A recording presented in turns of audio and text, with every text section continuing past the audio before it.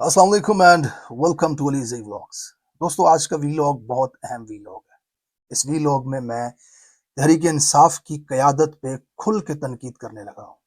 मैं वो तमाम सच आपको बताने लगा हूँ जो मैं जानता हूँ, और आज से पहले शायद आप में से किसी ने वो सच नहीं सुने होंगे या बहुत कम लोगों को वो सच पता होंगे।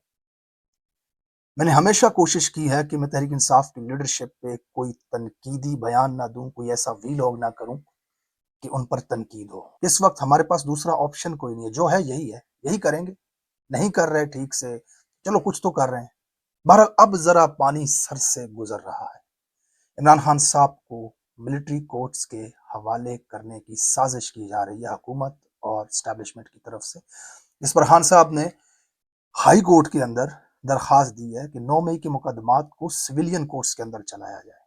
इस वक्त बादशाह तनहा हो चुका है, अकेला हो चुका है। इदारे के अंदर मौजूद लोग उसके साथ खड़े नहीं है। जुडिशरी के अंदर जज साहिबान ने आपके सामने उड़ा के रख दिया ना हक फैसला, जुल्म का फैसला। हक पर फैसला किया, अदालतें फैसले दे रही हैं।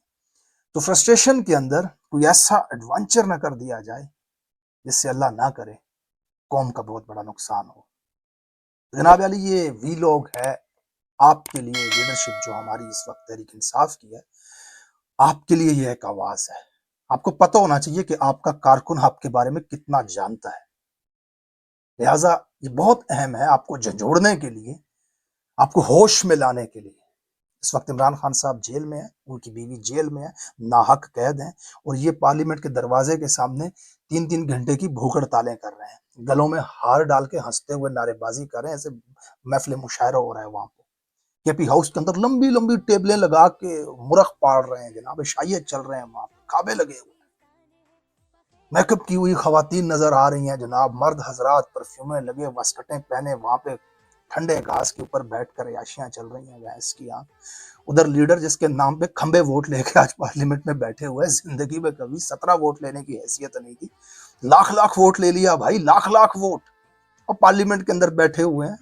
हाँ, पार्लियामेंट लॉजेस के अंदर बड़े बड़े घर और बड़े बड़े हॉस्टल पकड़े हुए हैं। हाँ, बड़ी बड़ी गाड़ियां, आगे पीछे गार्ड है, ऐशाइये कर रहे हैं लीडर जेल में। तो सीन कुछ ऐसा है, आपको थोड़ी सी तफसील बताऊं कि आपकी लीडरशिप जो है वो कैसे काम कर रही है। मुल्क के हालात यहाँ पर हैं कि हुकूमत से मुल्क संभाला नहीं जा रहा, बुरी तरह फ्लॉप हो चुके हैं। पूरी दुनिया से, अमेरिका से लेकर बरतानिया के पार्लियामेंट तक करारदादें पास हो रही हैं कि जेल इलेक्शन है। इतना बड़ा प्रेशर है। उधर से आईएमएफ ने नई टैक्सों की लिस्ट थमा दी इनके हाथ में। बिजली के बिलों के अंदर 30-30 हजार इजाफी चार्ज करें लोगों के ऊपर, इतना जुल्म कर रहे हैं। अवाम में 2% मकबूलियत नहीं रही। इस खोखली बदतरीन बुरी हुकूमत को भी आप नहीं इतना मजबूर कर सकते कि आपके लीडर को जेल से निकालें। ये आपकी कमजोरी है जनाब। केपी के अंदर आपकी हुकूमत है, 90 से ज्यादा आपके इस वक्त मैंने असेंबली के अंदर बैठे हुए हैं। ईवान की सबसे बड़ी जमात है, आप सबसे ज्यादा मेंबरान है आपके, जिन्होंने लाख लाख वोट लिया। 5,000 बंदा लेकर के सड़क पे नहीं निकल सकते वो लोग क्या? आप करना नहीं चाहते? मुझे नहीं पता क्यों नहीं करना चाहते यार, किस डर से नहीं करना चाहते, क्या खौफ है आपको? अरे भाई, एक बिजली का बिल पकड़ के कंटेनर पे खड़े हो जाओ ना इस्लामाबाद की सड़क पे आकर के, और लोगों से कहो कि मैं इस बिल में आपको छूट दिलवाऊंगा। लाखों लोग सड़कों पे आके आपके साथ खड़े हो जाएंगे, आम आवाम जिसका किसी पार्टी के साथ ताल्लुक ही नहीं।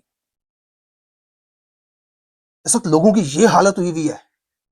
वो बिलावल का लॉन्ग मार्च नहीं याद, वो मरियम का लॉन्ग मार्च आपको नहीं याद महंगाई के खिलाफ? क्या महंगाई थी उस वक्त? आज जो कुफर टूटा हुआ है, अब अगर वाकई में पीटीआई के साथ फेयर है, खान साहब के साथ फेयर है, आपके पास इस जो एहतजाज करने का ये वक्त है, ये तो पाकिस्तान की तारीख में कभी ऐसा वक्त नहीं हुआ कि फ्रस्ट्रेशन से ये हाल हुआ वह कौम का कि भाई भाई का गला काट रहा है। आज उनको एक नारा दें, हम आपको आजाद करेंगे जी इस महंगाई से, इन बिजली के बिलों से, क्योंकि जी तो लूट रहे हैं। हम आपके साथ खड़ी हो जाएगी आकर के। उसको छोड़ें, खान साहब के साथ 90% अवाम, आप एक आवाज दें, हम खान को निकालेंगे, आ जाएं जी सड़क पे हमारे साथ, खान को निकाल के रहेंगे। देखिए कैसे पाकिस्तान आता है आपके साथ। आप कर ही नहीं रहे। आपकी मैं एक शख्स के ऊपर बात करूंगा आज, उमर यूब साहब जनरल सेक्रेटरी हैं, अपोजिशन में, हाउस में अपोजिशन लीडर है। उमर यूब साहब का क्या कैरेक्टर है इस वक्त पीटीआई के अंदर? मैं जितना जानता हूं उनको, मेरा उनकी हल्के से ताल्लुक है। मैंने आज तक बात नहीं की, मेरा कोई जाती अनाद नहीं है उनके साथ, लेकिन जो सच्चाइयां मैं जानता हूं आपके सामने रखूंगा ताकि आपको समझ आए कि पार्टी के लोग अपने पाव गोश्त के लिए पराई भैंस कैसे जबा कर रहे हैं इस वक्त लगे हुए। उमर अयूब खान साहब ने 2024 के इलेक्शन में, इन इलेक्शंस के अंदर पीटीआई के कैंडिडेट के मुखालिफ कैंडिडेट को सपोर्ट किया इलेक्शन में अपने हल्के के अंदर। इनके अंदर जो हल्के आते हैं ना सूबाई नशिस्त पर, दो में तो इनके भाई ने टिकट पकड़ लिया, एक जगह पे इन्होंने अपने दामाद को भी दे दिया। घर में 4 टिकट है इनके पीटीआई के, और एक हल्का जहां पर पीटीआई का कैंडिडेट था उसके मुखालिफ कैंडिडेट को इन्होंने इलेक्शन में सपोर्ट किया, उसके लिए कैंपेन की। उस कैंडिडेट के पोस्टर पे उमर अयूब की तस्वीरें थी। उमर अयूब इलेक्शन जीतने के बाद पीटीआई का कैंडिडेट उस हल्के में इलेक्शन जीता, वो आज असेंबली के अंदर है। उसके बाद भी उमर अयूब उस शख्स के डेरे में जाकर के बैठे हुए में नजर आए जो पीटीआई के खिलाफ इलेक्शन लड़ा था।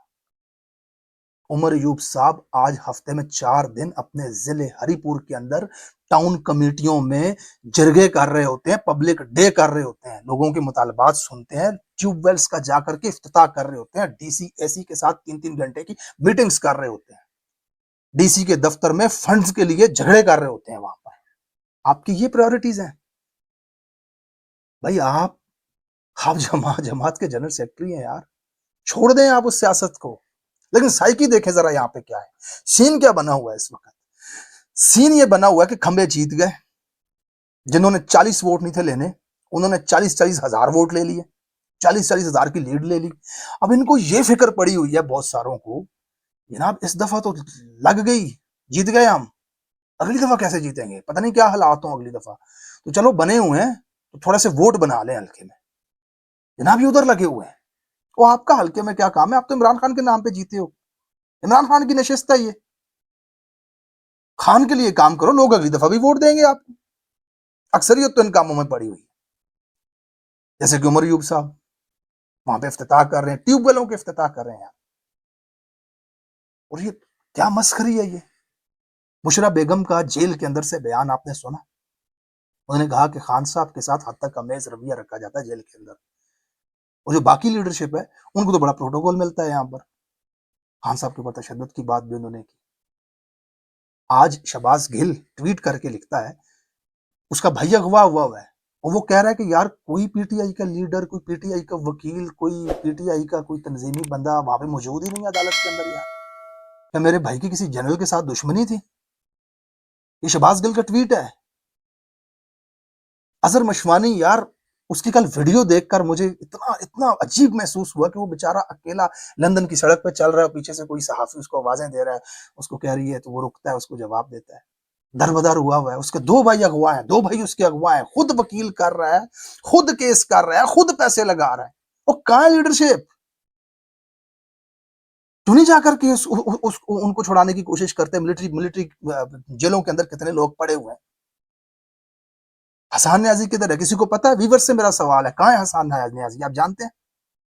कभी देखा है आपके लिए, उसके लिए कोई, आपने कोई वकील आए खड़े हों, कोई एहतजाज करें, कोई आवाज उठाए? वो तो गायब ही है भाई। मियाँ इबाद फारूक जिसका बच्चा फौत हो गया था, हथकड़ियों में जनाजे में आया था, मिलिट्री कोर्ट के अंदर खुदकुशी की कोशिश की उसने वहां पर। किन हालातों से लोग गुजर रहे हैं, आप बस ये बंदर बांट में लगे हुए हैं। अभी ये मैंने ट्रेलर दिखाया है, ठीक है ना, हमें ये भी पता है किसको कहां क्यों फोने करते रहे हो, किसका नाम लेकर के मखसूस नशिस्तों के लिए, और क्या लॉबिंग चला रहे हो। ठीक है यार, आपके जाती मफाद, बीइंग अ ह्यूमन, इंसान की फितरत है यार, वो अपना फायदा सोचता है, सोचो, हर बंदा सोचता है, आप भी सोचो, लेकिन कम से कम आपका फायदा आपके मकसद पे हावी हो जाए। इस कौम की उम्मीदों पे आप पानी फेर दो अपने फायदे के चक्कर में, ये काबिल कबूल नहीं है। ये काबिल कबूल नहीं है। फायदे लो, नशिस्तें भी लो, सीटें भी लो, तनख्वाहें भी लो यार, ठीक है, प्रोटोकॉल भी लो, लेकिन जिस मकसद के लिए हमने वोट दिया ना, उस मकसद को पूरा करो। या 3-3 घंटों की टोपी ड्रामिया गेडों के सामने बैठ करके भूगड़ ताने मत करो, ईशाइये मत दो लोगों के सामने यार। लीडर क्या है हमारा, लोगों को तकलीफ होती है यार। ये बड़े बड़े ईशाइये कुकड़ पाड़ रहे हो आप वहां पर बैठ कर। ये आज के वीलॉग में आपको बताने का मकसद ये था, ये हालात हैं इस वक्त पार्टी के। और ये वीलॉग ये आप लोगों के लिए, पीटीआई की लीडरशिप के लिए ये एक मैसेज है, एक पैगाम है। याद रखिए, आपके वोट नहीं काम आएंगे आपने कितने लिए हुए हैं। अकल के अंधो, अकल को हाथ मारो जरा। ये आपकी जेलें भी काम नहीं आएंगी, आप पे पर्चे कितने हुए ये भी काम नहीं आएंगे, ये आपकी प्रेस कॉन्फ्रेंसें भी काम नहीं आएंगी। काम सिर्फ वो आएगा जो इमरान खान के साथ लॉयल होगा और उससे निकालने के लिए सर तोड़ कोशिश करे। सियासत में आप हो, बताना हमें पड़ता है।